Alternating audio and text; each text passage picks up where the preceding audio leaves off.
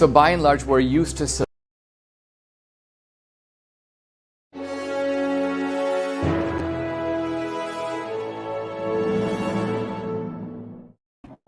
All right, welcome back, everyone.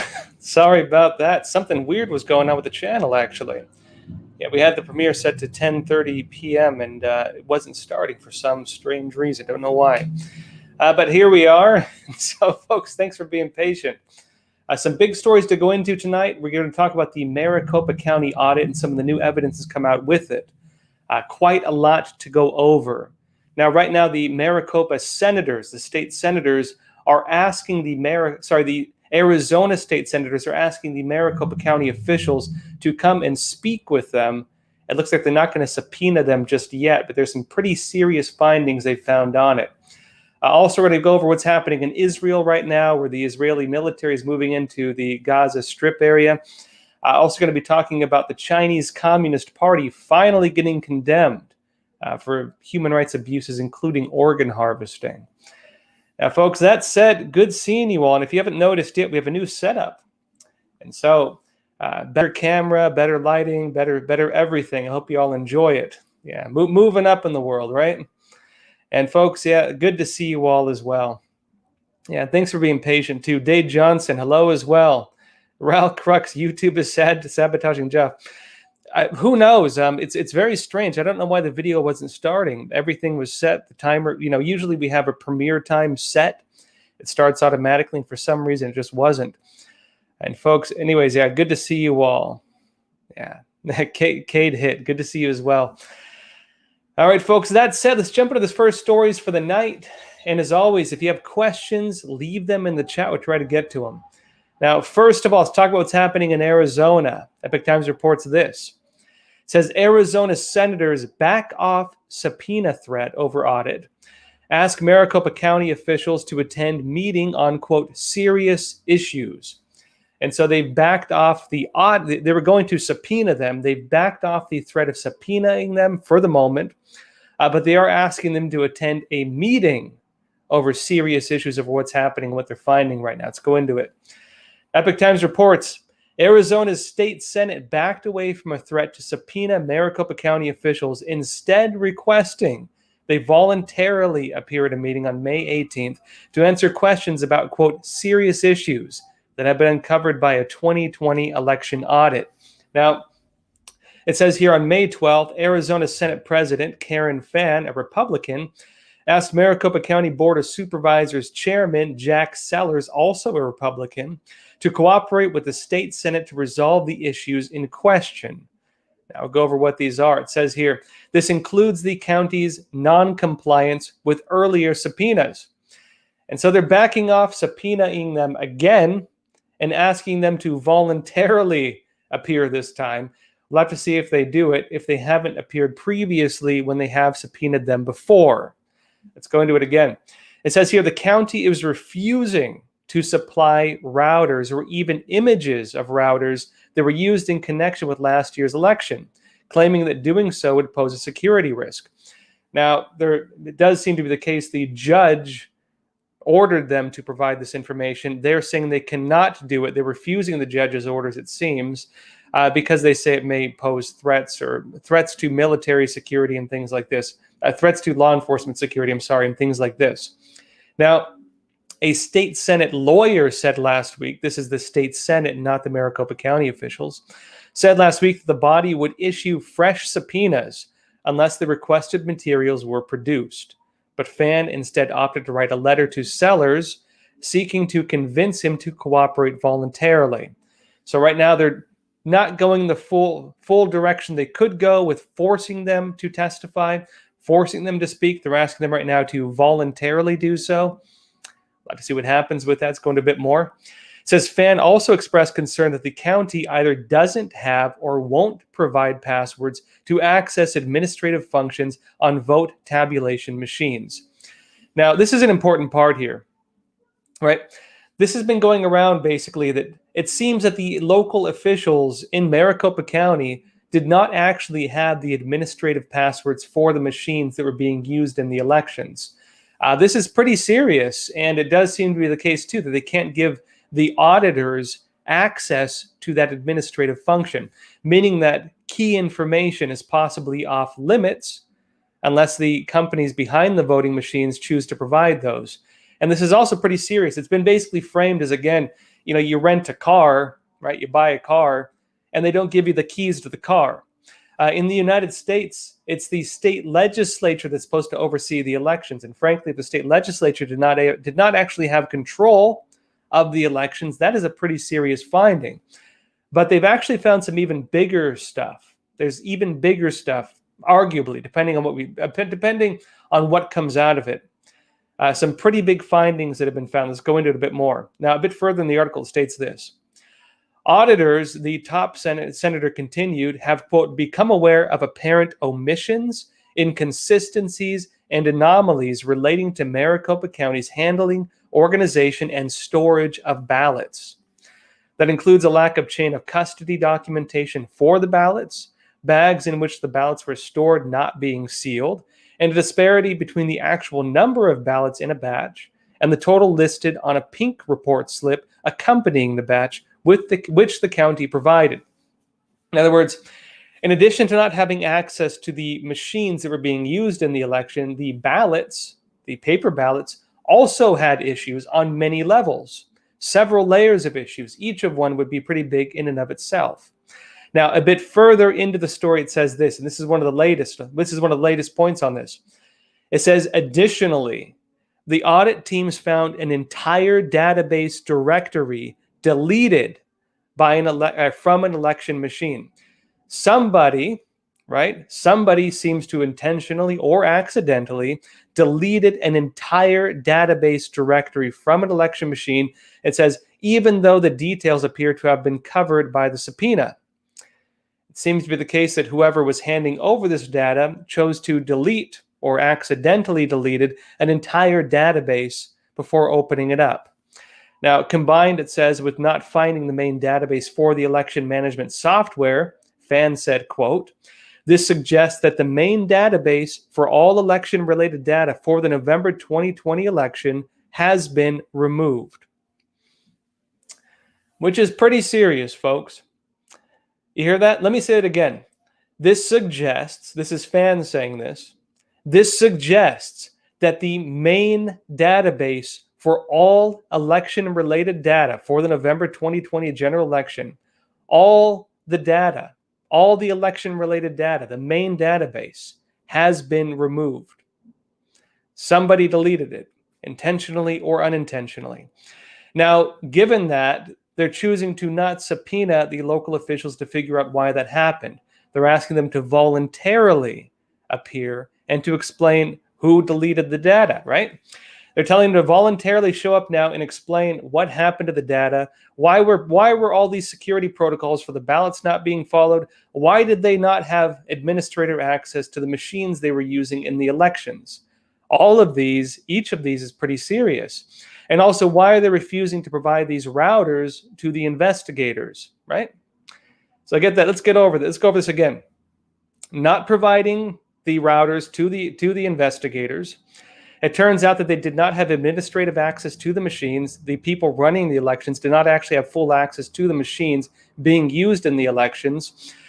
Several issues were found with the ballots, serious concerns over security, serious concerns that could have really impacted the integrity of the ballots. And most of all, somebody intentionally or unintentionally deleted the entire database on that election.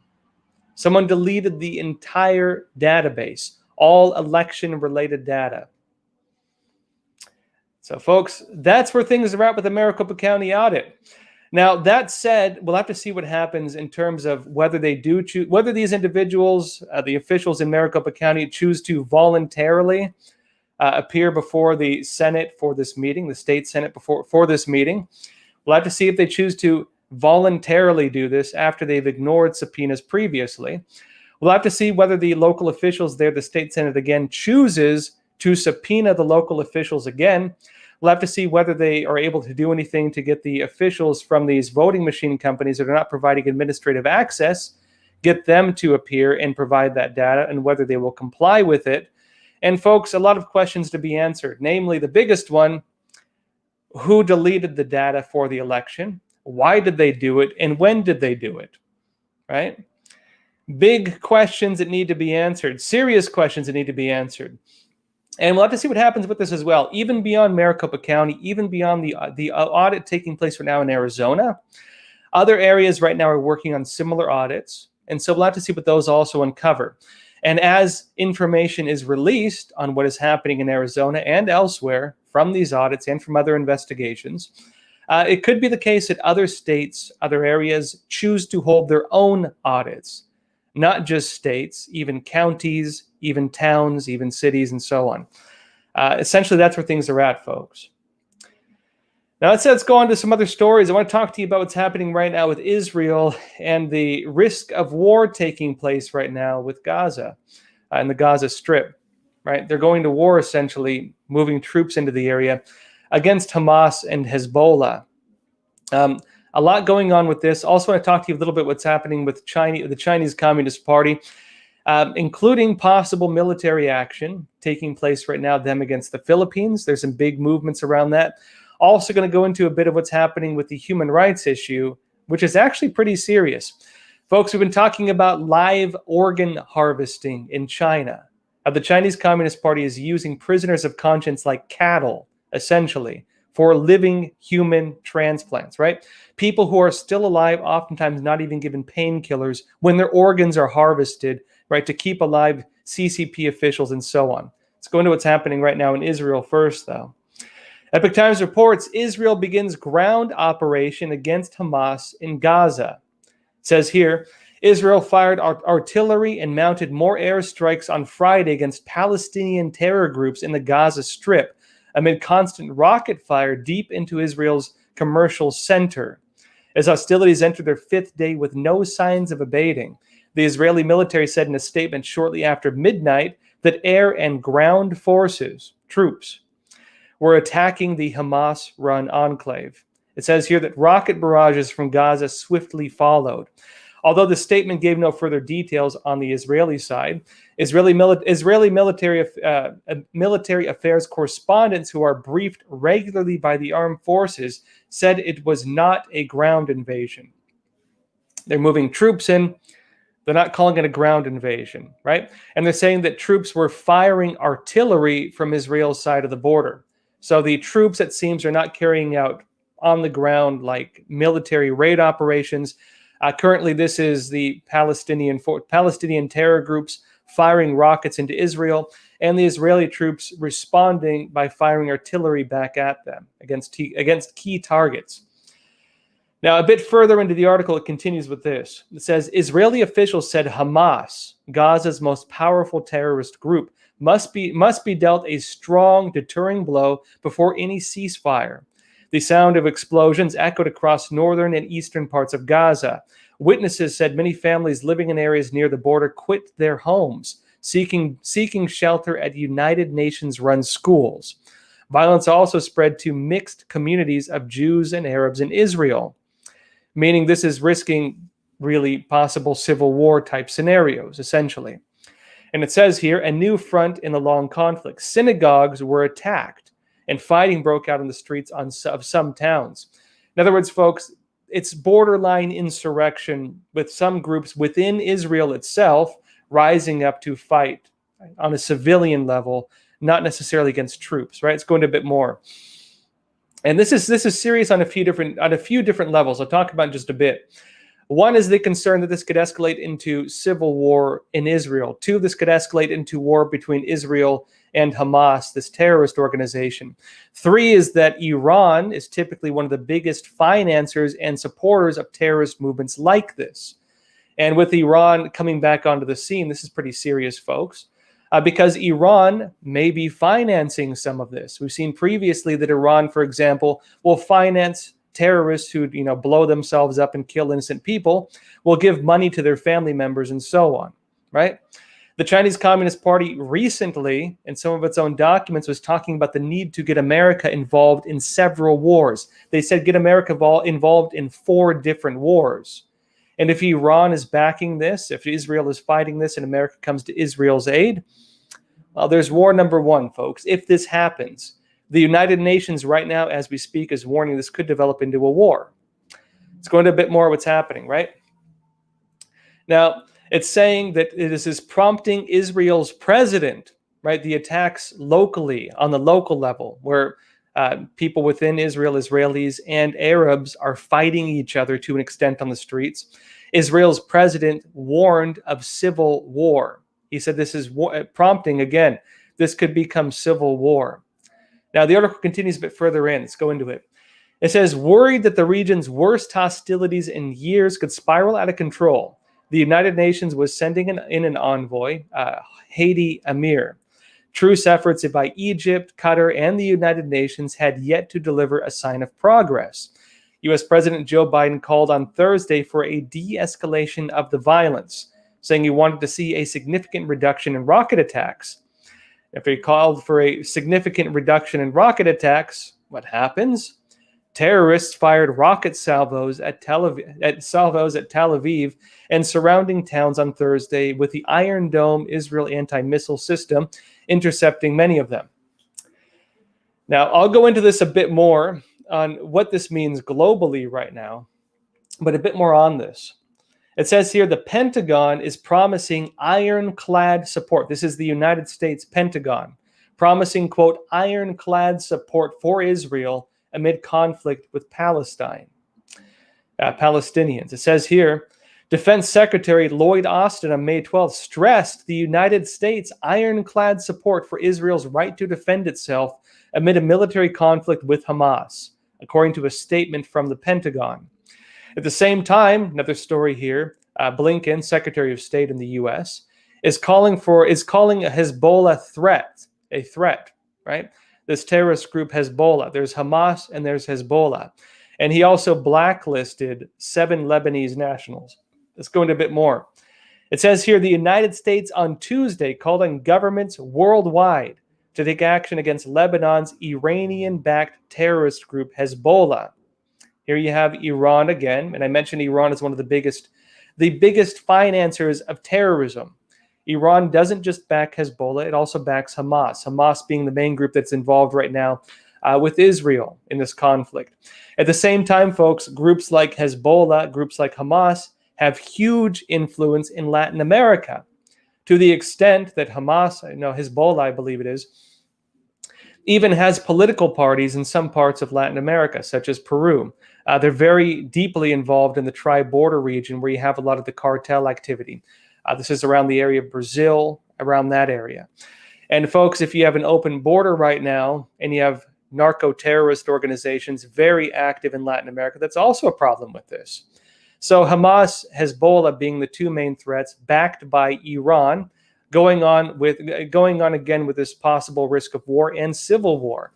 The U.S. again pledging us in a sense to back Israel in this, right? Hezbollah, sorry. Now it says here again, right? It says here that the United States on Tuesday called on governments worldwide again to take action against Lebanon's Iranian-backed terrorist group Hezbollah, as the Treasury Department sanctioned 7 Lebanese nationals that said were connected to the group and its financial firm Al-Qard Al-Hassan, AQAH. And Blinken said this, U.S. Secretary of State. He said, quote, the threat that Hezbollah poses to the United States, our allies, and interests in the Middle East and globally calls for countries around the world to take steps to restrict its activities and disrupt its facilities, its facilitation networks. At the same time as this, and I'll go into a bit about what this means globally right now, because this is significant. It says here briefly, another story, United Nations warns, UN warns of full-scale war between Israel, Palestinians, after residential building collapses. It says here, a bit further into the story, basically Israel attacks collapsed a large building, one of the largest buildings in that region. And it says here that Tor Wennesland, United Nations Middle East envoy, warned on Twitter that the 2 sides should cease fighting immediately, warning a, quote, full-scale war could erupt. Now, folks, I'll go into a few more stories in a bit, but let's talk about why this really matters, aside from the local issue. Now, I mentioned briefly that China, the Chinese Communist Party, has been talking about getting the United States involved in 4 different wars. Now, they talked about, for example, the conflict with North Korea. There's the conflict with North Korea. There's the American terror war, Afghanistan, Iraq. There's the potential of a conflict with Russia. There's Iran, which tends to back the terrorists that America is fighting in the Middle East. He also talked that Chinese Communist Party official was talking about getting the United States into a conflict with Brazil. That fell through. The United States is not, it seems, not risking that at the current moment. But, folks, given the current situation, this is why this really matters. The Chinese Communist Party, as we speak right now, another story here, it made a 300 militia boat raid into Philippine territory, right? It is threatening war right now against Taiwan. The Chinese Communist Party is threatening to invade Taiwan, right? The Chinese Communist Party as well is having localized conflicts with India, localized conflicts with other countries. This is currently happening with the Chinese Communist Party. Russia right now is putting troops along the border with Ukraine, right? Large-scale troop movements along the border with Ukraine. They're warning now about a possible conflict with that. Now you have, again, increased attacks happening in the Middle East, trying to prevent the United States from withdrawing its troops from Afghanistan and maybe Iraq, even more, we'll have to see. Now you have Israel getting pulled into a conflict. And what recently happened? Israel signed agreements, right? Treaties with different Middle East powers, some of the main ones opposed to Iran, such as Saudi Arabia and others. Now, when you get into the localized religious type conflicts, right, you tend to have the Saudis on one side and you have the Iranians on the other side. The Iranians are the main backers of Hamas and Hezbollah, 2 organizations which are deeply involved in this right now, which also have deep roots in Latin America, to the point where they even have political parties. They run their own political parties and run a lot of the narco-terror organizations, which just happen to use ingredients, many times, from China. Now, there's a lot of overlap with this, right? Now, given this situation, we see really the risk that the U.S. could be pulled into some pretty serious conflicts. The Chinese Communist Party has stated its previous interest if it were to, for example, invade Taiwan. If it were, for example, to make deeper expansionist policies, it would need to get the U.S. involved in several wars simultaneously. Real quick, Marina M., you're asking, hi, Josh, what would be the interest in creating conflict with Brazil? So there was a Chinese Communist Party official who recently came out and said this, that the Chinese Communist Party wanted to get the U.S. involved in 4 separate wars. It said this is needed if the Chinese Communist Party is going to, let's say, expand its borders. If the Chinese Communist Party is going to become an expansionist power, meaning they begin conquering territories, right? They need to get the U.S. involved in many separate wars, meaning that the Chinese Communist Party solely will not be just involved with the conflict with the United States. It said previously they had planned on making Brazil the linchpin in Latin America to get the U.S. involved in a conflict. Probably not full-scale military conflict, but to a degree. It seems that the election of Bolsonaro offset that agenda, meaning that had they kept their own guy in, right? Had they not gotten Bolsonaro in, the CCP might have moved forward with that agenda in Latin America. Now, the Chinese Communist Party does have control and influence over other governments in Latin America. So we'll have to see whether they still choose to pull the strings behind them at the very least, right?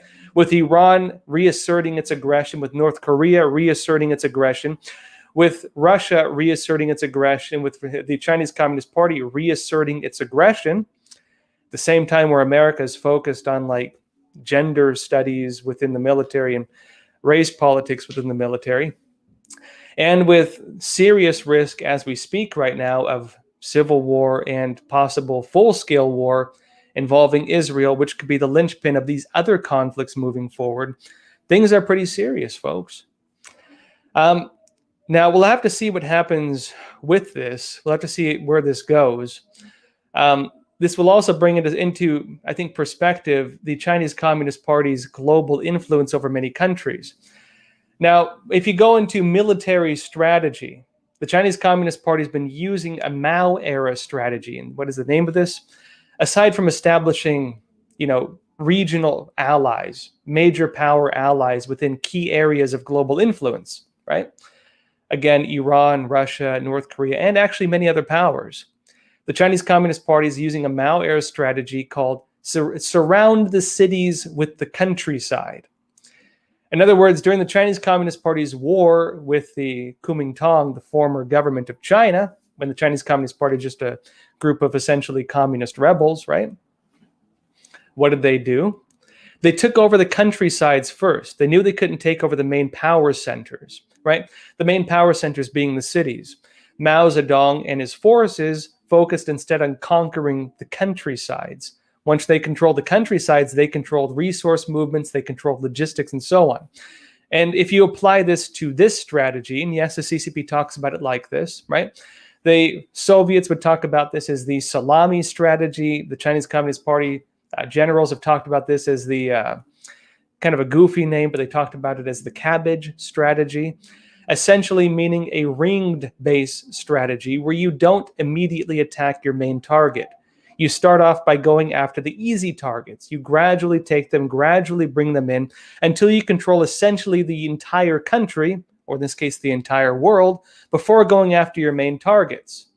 For the Chinese Communist Party, the main target is the United States. Secondary, it's Europe. Third, it's, Canada and, Australia and these countries. Fourth, it would be Asia, the Asia-Pacific region, other Asian countries.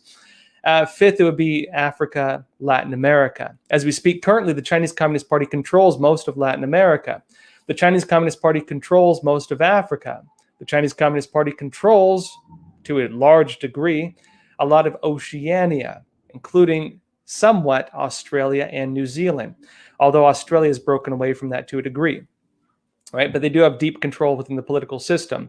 Also, through subversion, they have deep influence within Europe, within Canada, and within the United States.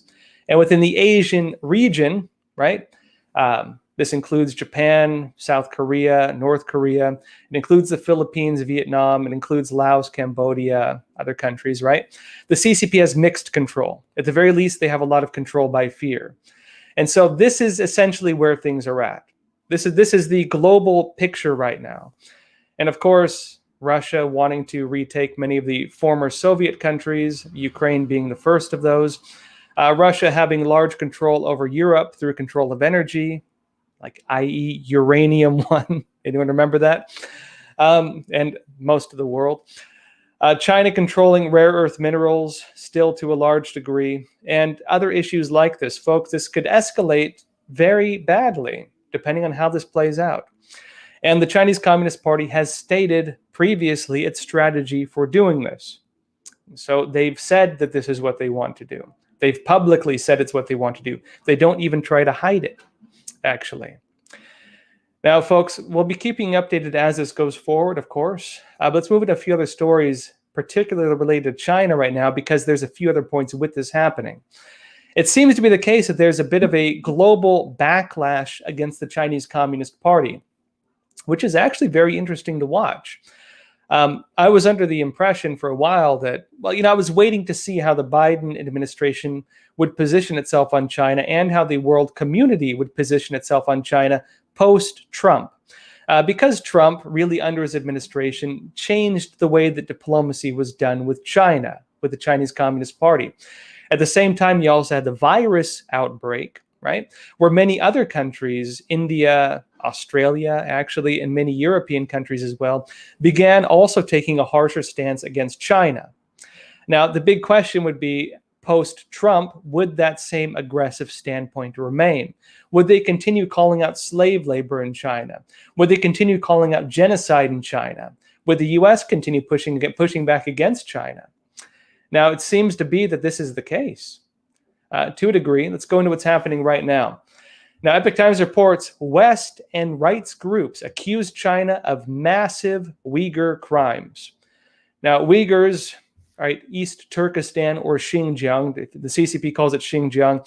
The Uyghurs call it East Turkestan. It's essentially the Muslim region that is taken over by China, right? The Chinese Communist Party, where you have people, ethnic minorities in China being, targeted through a genocide by the CCP. Similar situation in Tibet, Similar situation in Inner Mongolia as well, although people don't talk about it as much. It says here, human rights groups in Western nations led by the United States, Britain, and Germany accused China of massive crimes against the Uyghur minority and demanded unimpeded access for UN experts at a virtual meeting on Wednesday, denounced by China, the Chinese Communist Party, as politically motivated and based on, quote, lies. The CCP is not very happy. They're calling out genocide, right? It says here, China's UN mission, because the Chinese Communist Party is one of the main parties on the UN Human Rights Council, alongside other exemplary figures on human rights, such as North Korea, Iran, and other powers, right? It says here, China's UN mission sent notes to many of the UN's 193 member nations last week, urging them to not participate in the anti-China event. And folks, the Chinese Communist Party has a phrase. They say, strangle you with your own systems. They know the weak points within different countries. They know what is culturally sensitive in different countries. What is mostly culturally sensitive for the West? Race issues, racism. And so the CCP has actually been using this Stop Asia Hate narrative for its own advantage, even though the Chinese Communist Party is really one of the biggest abusers of Asian minorities in the world, including of the Chinese people, right? The Chinese Communist Party claims to have lifted the Chinese people out of poverty, claims to have lifted them out of, their terrible state, it says. But in reality, the CCP caused that terrible state. And then when it gave them a little bit of basic freedoms, right, declared that it basically gave those freedoms to them. I've equated this before as someone holding someone's head underwater, and then when they take their boot off the back of their head, they say they saved them from drowning. That is what the Chinese Communist Party has been doing to the Chinese people. It's exactly what they're doing to the Chinese people. And folks, the Chinese Communist Party is claiming to have equivalence with China, even though it's a regime that has destroyed the Chinese culture, that is carrying out massive genocides, that persecuted Christians, Tibetans, Muslims, you name it, Buddhists, Taoists, destroyed their temples, killed their priests, going back to the Cultural Revolution. The CCP has done everything in its power to destroy the identity of the Chinese people while claiming to represent them after having destroyed their identity.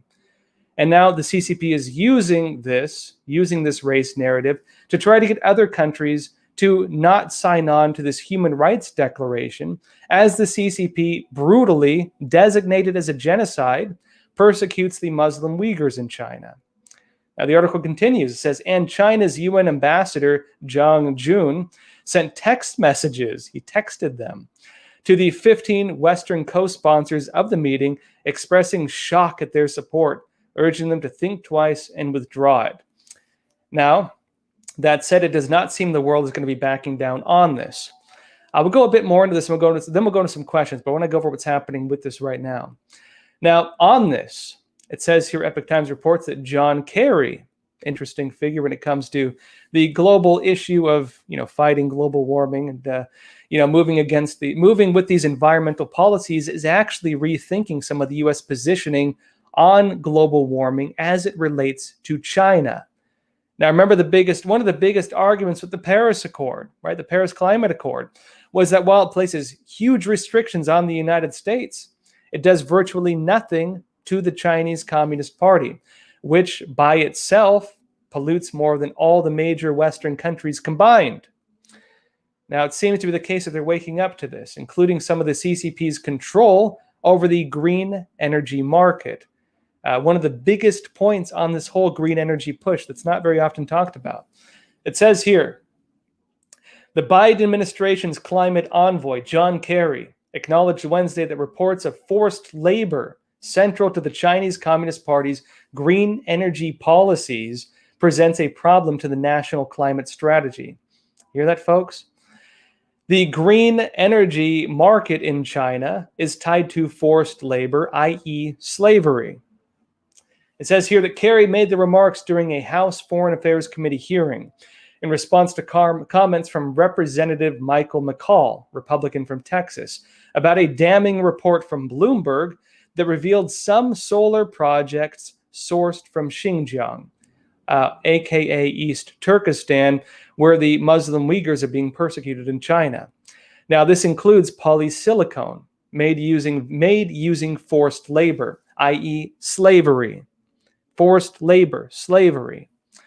Now, it says polysilicon is the raw material, the key raw material used to produce solar panels that generate electricity from sunlight. 3 factories in Xinjiang collectively produce nearly half the world's polysilicon supply, according to Bloomberg. Now, folks, polysilicon used in solar panels produced by the CCP, the Chinese Communist Party being one of the major market forces for wind turbines, the Chinese Communist Party being one of the major market forces, having a monopoly on it still, over rare earth minerals, which are used in all these systems as well, the mining of which is actually environmentally devastating, especially if it's being done in China, where the Chinese Communist Party has very lax standards on this. The U.S. has been trying to replace some of this stuff, trying to get it, for example, opening up a rare earth mineral mine in the United States. Ran into problems, actually the Republicans blocking it because it was an Australian partnership and Australia would have gotten the jobs. They wanted Americans to get the jobs. That's currently on hold. But the CCP has essentially a monopoly on a lot of this green energy technology, and especially the key components being used in it. At the same time, does anyone remember back when the Chinese Communist Party military hackers, Unit 61398, were indicted by the Obama administration, 4 or 5 individuals? Now, those individuals, if you read the indictments, if you read the actual documents on that, it noted that they had stolen wind turbine plants financed by American taxpayers. Well, sorry, it stole wind turbine designs, built the wind turbines, and then bidded against the company in the United States, bidded against the company they robbed on these wind turbines, and got a government, i.e. American taxpayer-funded project to build wind turbines in the United States against the company they had stolen these plans from. The CCP is one of the huge producers of these technologies. The CCP doesn't need to make a profit because these are state-subsidized industries, right? State-subsidized industries, meaning they don't need to draw a profit, meaning the CCP can bid below costs, meaning that if they're allowed to bid in different countries, they put out of business the competitors, and meaning, right, what does that mean? The CCP, if the world chooses to follow this model, the CCP has a global monopoly on energy, right? Using stolen technology from the US, from the United States, from US companies in some regards, in some cases, and using key resources that they have a monopoly over, and using slave labor to produce them. They're having some issues with this now in the US, and the United States, including even John Kerry, is beginning to call the CCP out on that. Now, as this is happening, some other big updates on this. It says here, another story, U.S. State Department highlights Communist China's, quote, dire religious freedom situation. They're calling out human rights abuses in China beyond now the Muslim Uyghurs, right? People, I think, came to understand forced labor, genocide, slavery, again, of the Muslim Uyghurs. But a lot of other persecuted groups in China have been much less of a focus. That is now changing, it seems. Let's go into it. It says here, Epoch Times reports, the United States on May 12th criticized the Chinese Communist Party's extensive abuses against people of faith, from Uyghur Muslims to Christians to Falun Gong practitioners, as the State Department released its annual update on religious freedom around the world. As this happens, Epoch Times also reports another story here. U.S. sanctions Chinese official for persecuting Falun Gong. And for the CCP, this is major. Now, let me explain briefly why this matters so much. Aside from the fact that this is 100 million people in China persecuted by the Chinese Communist Party, re-education through labor, slave labor, torture, I mean, you name it, live organ harvesting against innocent people, prisoners of conscience, essentially trying to be good people, right? Essentially persecuted for trying to be good people, abused throughout the country, and with very little pushback on it. Now, the former head of the Chinese Communist Party, Jiang Zemin, this was 2 leaders ago, Jiang Zemin, Hu Jintao, and now Xi Jinping, Jiang Zemin's still around. Jiang Zemin basically created a pay-to-play system where if you wanted to rise up in politics, you needed to demonstrate your allegiance to the party. And what did that mean? In China, the word they use for this is political correctness. And this goes back to 1967 Mao Zedong, the origin of this word, this phrase, political correctness. What does it mean? It means that you are correct if you abide by the political agenda at the time. In China, what does that mean? It means you are politically correct if you follow the human rights abuses of the CCP. And how do you rise in power within the Chinese Communist Party? By showing your allegiance to the CCP, by involving yourself in their abuses. Many Chinese Communist Party officials rose to power in China by demonstrating their allegiance to the CCP, by getting involved in human rights abuses, by demonstrating their viciousness, by demonstrating their willingness to kill innocent people. And so if one individual now is sanctioned in China, one high-level official is sanctioned, what does this mean? It means that Chinese Communist Party officials with blood on their hands, and there are many of them, most of them, are probably shaking in their boots right now. This is a shot over the bow by the United States over the CCP. And this is really one of the biggest weak points of the Chinese Communist Party, ideology. Why do they censor their internet? Right? Why do they not want the Chinese people to know what happened on June 4th with the Tiananmen Square massacre? Why do they not let the world see foreign news reports? Why do they have to censor? Why do they have to recruit, millions of people to carry out censorship for them? Why do they have the 50-cent army, which carries out, again, their trolling and censorship efforts online? It's because they are lying to the Chinese people. And what is the biggest threat to lies? The biggest threat to lies is truth. And if people see the truth, well, that's the collapse of the CCP coming real fast. Let's go into it now. It says here, Epoch Times reports, the State Department announced sanctions against a Chinese Communist Party official for persecuting Falun Gong, as the Beijing regime's brutal suppression of the spiritual practice approaches its 22-year anniversary. The sanctions will bar Yu Huai, former director of the agency specifically tasked with persecuting Falun Gong in the city of Chengdu in Sichuan province, from entering the United States. The penalty also extends to his immediate family. And Secretary of State Antony Blinken said this, quote, "We will continue to consider all appropriate tools to promote accountability for those responsible for human rights violations and abuses in China and elsewhere."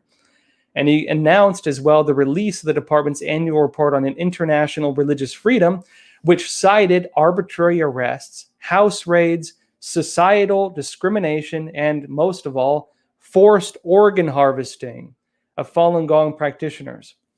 The US government has now officially recognized that the Chinese Communist Party is carrying out live forced organ harvesting of Falun Gong practitioners. This is using living people like cattle,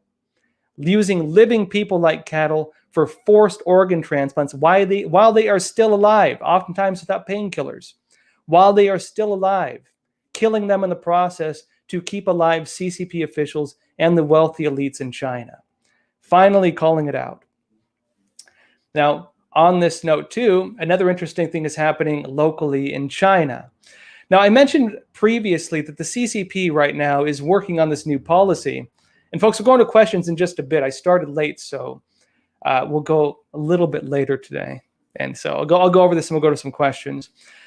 But this is important right now because I mentioned previously that the CCP has several different focuses right now that it's working on.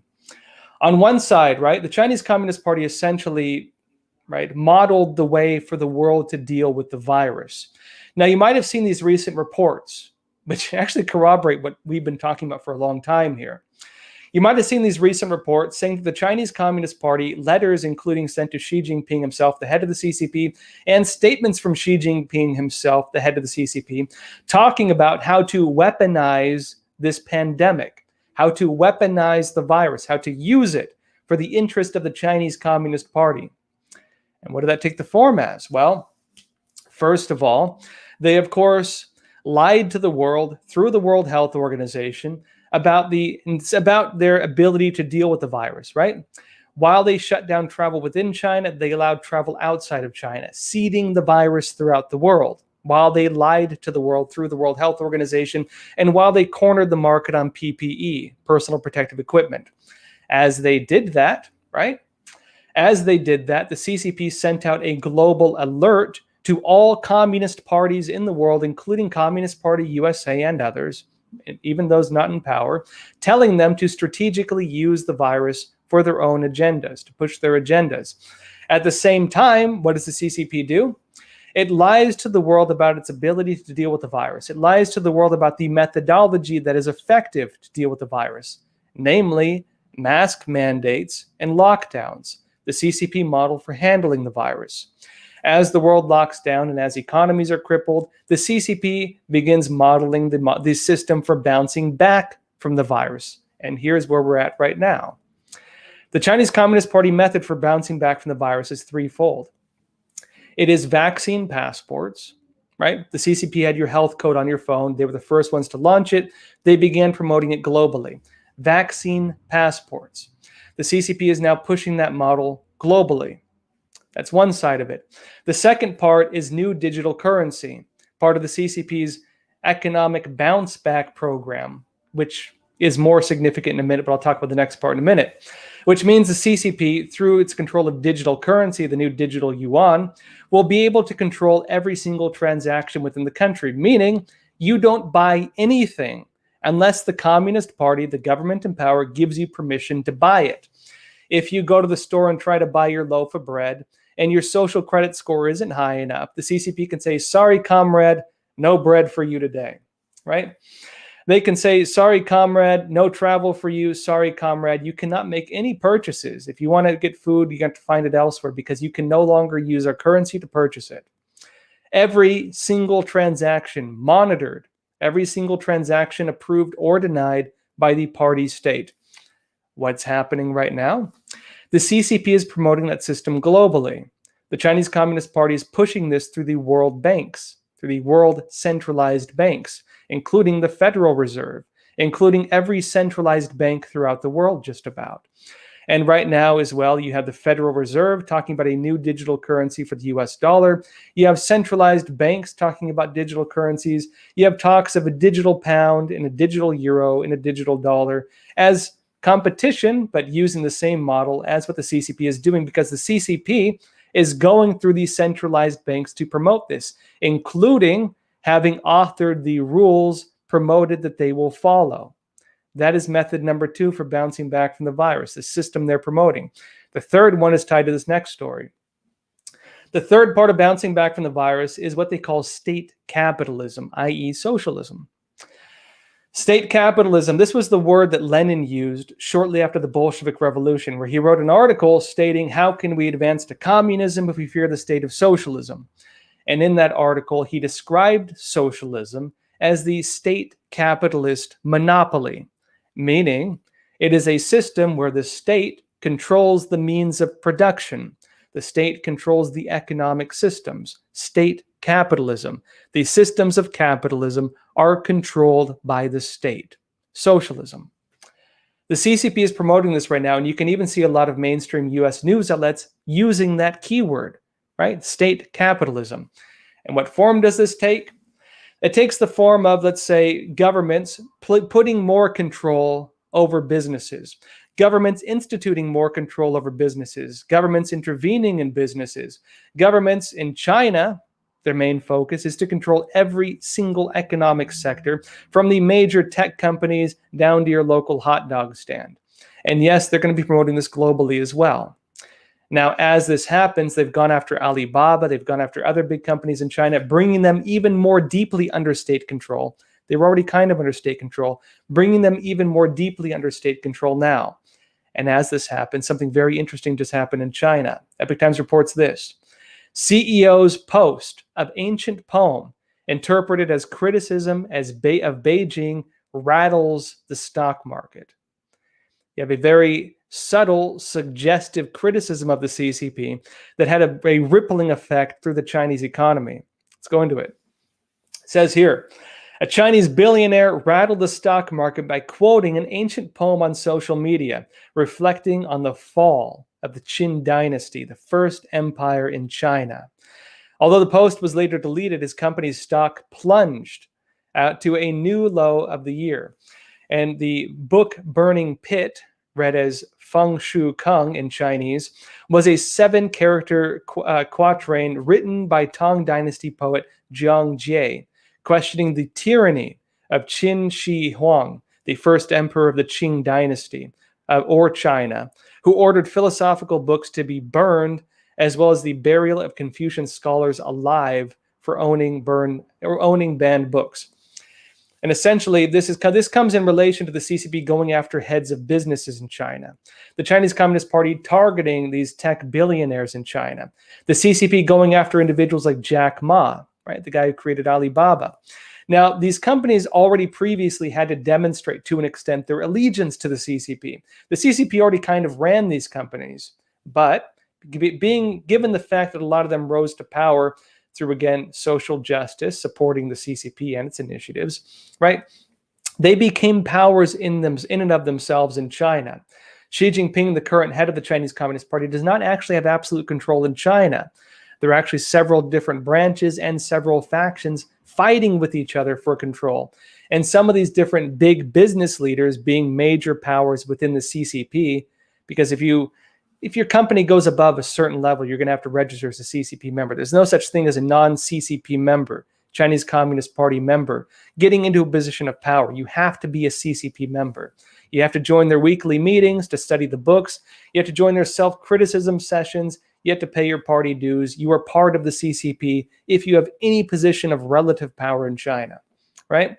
But this new purge to bring the entire country under really total control ties to controlling as well the businesses. And this, folks, is something not just happening in China, but watch for it, because I've been saying the CCP is promoting this globally. Already we're seeing vaccine passports, as we've warned about previously. Already we're seeing promoted new digital currencies promoted globally, which we also warned about. The third pillar of this, which we've been talking about for a while now, is state capitalism.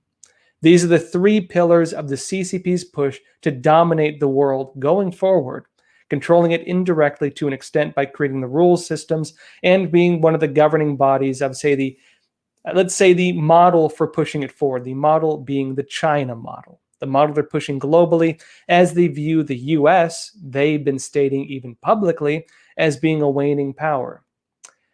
Now, that said, folks, let's go into some questions for the night. Then we'll go to a couple more stories depending on the time. I started a bit late because we had some issues with YouTube. Don't know what happened with YouTube. Actually, the time was set to 10:30. Typically, when you schedule it, it starts automatically. So we don't actually know why it didn't start automatically. It's very strange. That said, folks, let's jump into real quick. Now, I've mentioned for a while now that we've been, again, totally censored by YouTube. I said we're working on some possible solutions to that, to get around the censorship. Folks, our solution to that is Epoch TV, EPOCH TV.com. And folks, if you want to get real uncensored news, you want to watch Crossroads, you want to support Crossroads, we're totally demonetized on YouTube, so you can't support us here anymore, other than by helping us get the word out, which actually does help a lot. But if you want to help us, folks, help us keep the show going, please consider subscribing to EpochTV.com.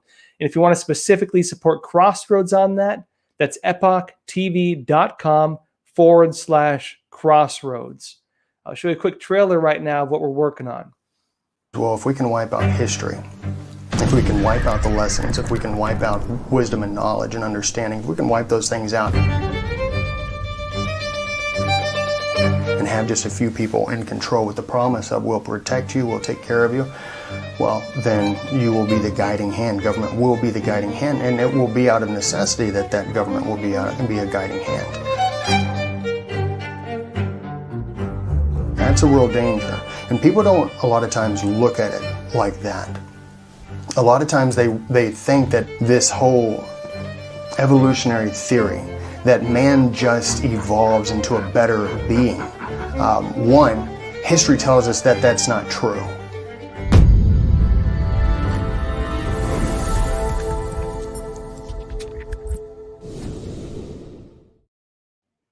Folks, again, that's Epoch TV, EPOCH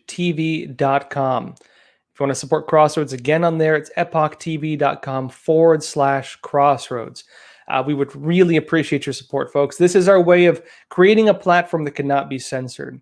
Now, if we're on YouTube, there's keywords, there's algorithms, there's a lot of stuff we have to deal with, where if we say certain words, they might delete our videos, they might give us a strike, they might pull down our monetization, but given they're already totally demonetized, there's not much more they can do to us on that, right? We don't have advertisements. We don't have super chats.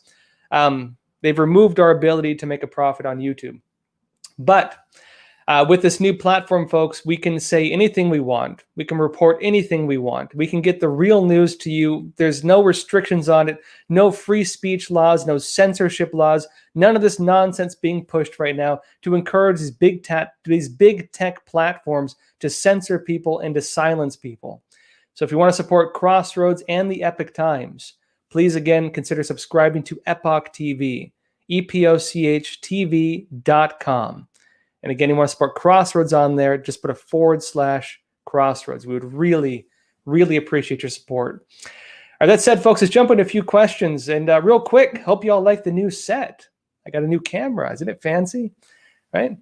And also, folks, again, we got tea for the night is a nice chai tea. It's quite nice. All right, folks, let's go into the questions. Let's see here.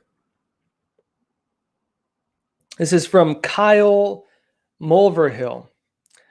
You said, Josh, question, how serious is it in your eyes that at all of our military leaders above the rank of colonel lean far left? Well, let's go into it a bit. This wasn't always the case. There's a few levels to this. On one level, you had that under the Obama administration, Obama purged a lot of our generals.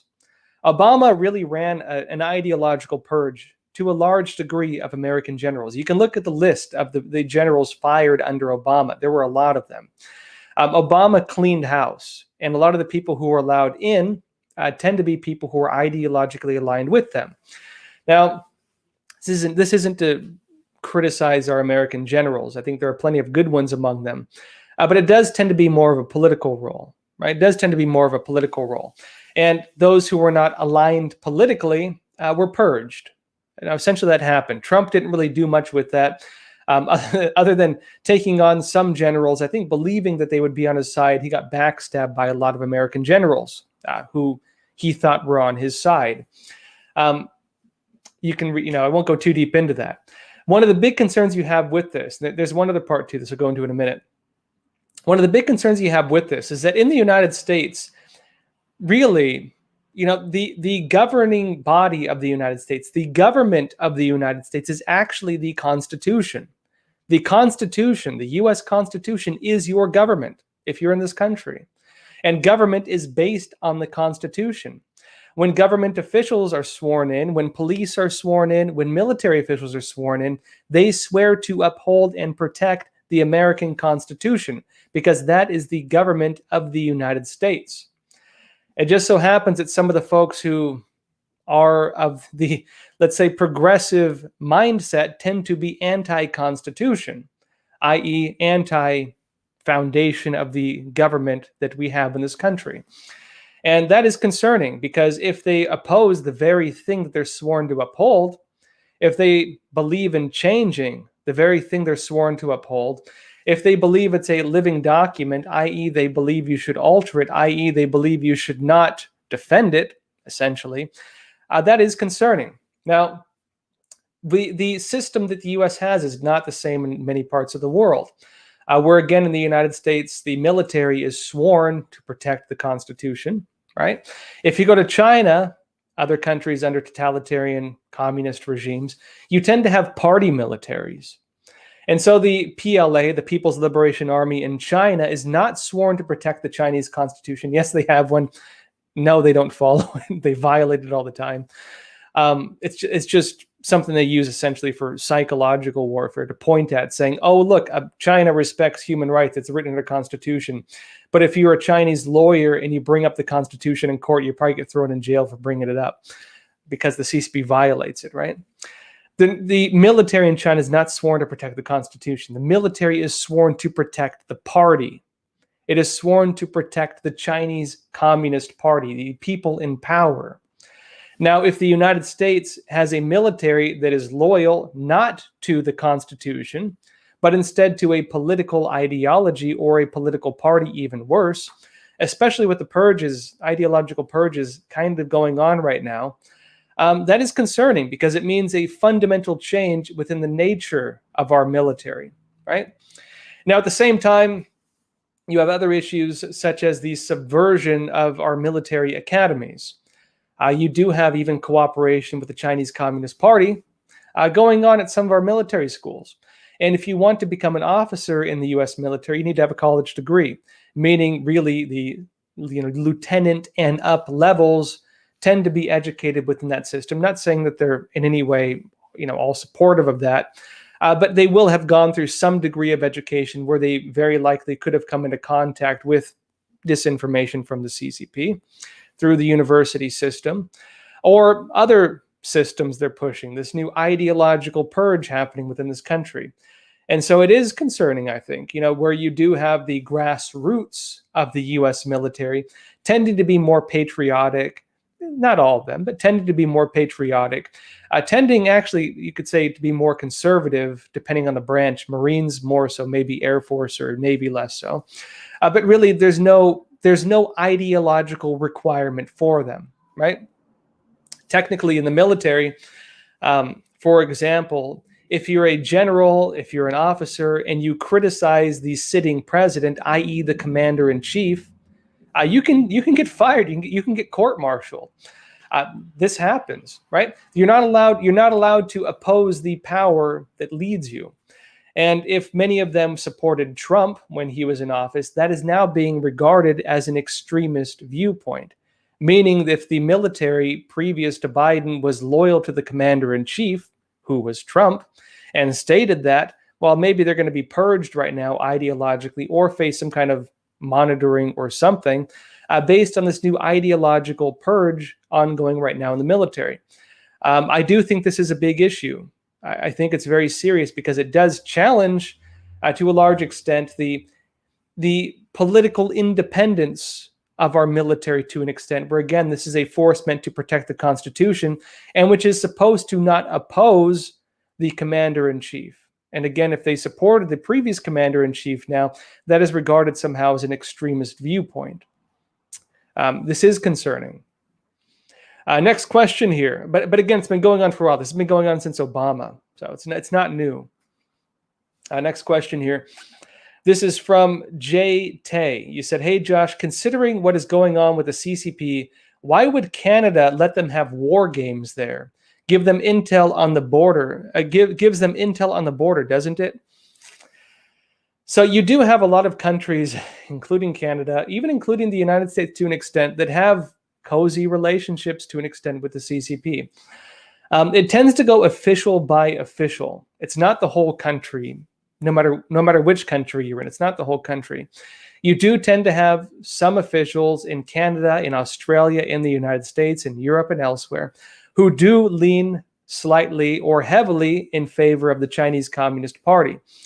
That position is becoming less politically correct now that the CCP is being exposed for using slave labor and for carrying out genocide and for its other abuses, including what it did to Hong Kong, including what it's threatening right now to do to Taiwan, and including, again, live organ harvesting, including persecution of Muslim Uyghurs, including persecution of Christians. A lot of this is becoming, the lines are being drawn much more thickly right now, let's put it that way.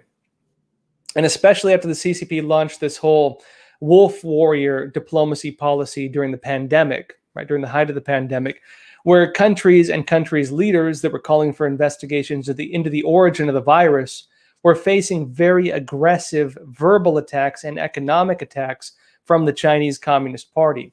Remember, that was the linchpin that turned around Australia, that Australia's leadership was calling for investigation into the origin of the virus, and the CCP verbally and economically attacked them, right? And so you've seen a lot of officials changing their stances on the CCP. Now, when it comes to Canada, really for a long time now, you've had Canadian officials, just like in the US, just like in Europe, just like in Australia, who are in the pocket of the Chinese Communist Party. Let's put it bluntly. You have officials in the pocket of the CCP. In Canada, this was actually called out very early on. You might remember CSIS, the Canadian equivalent Canadian kind of equivalent of the CIA, CSIS, right?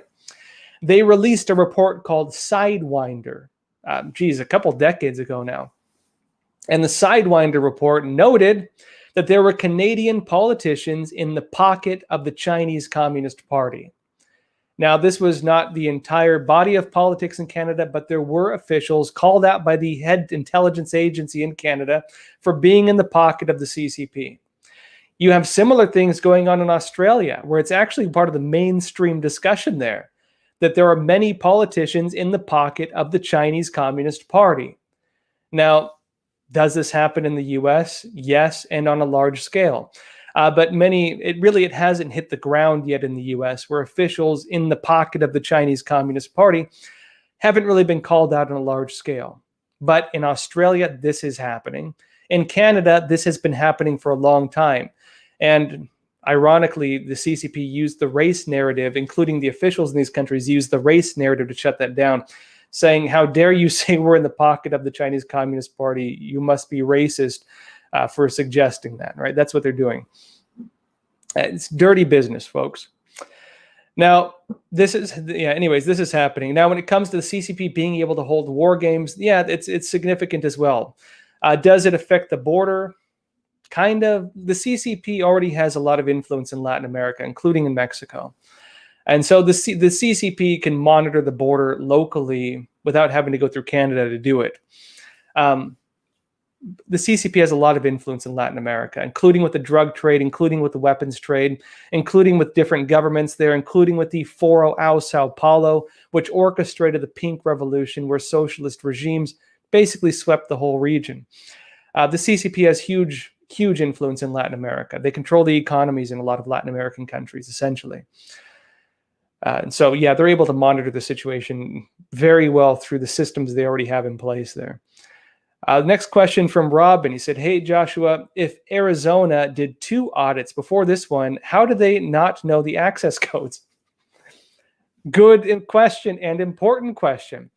They did not know they did audits previously. They did not need the access code because they very likely did not check those parts of the systems.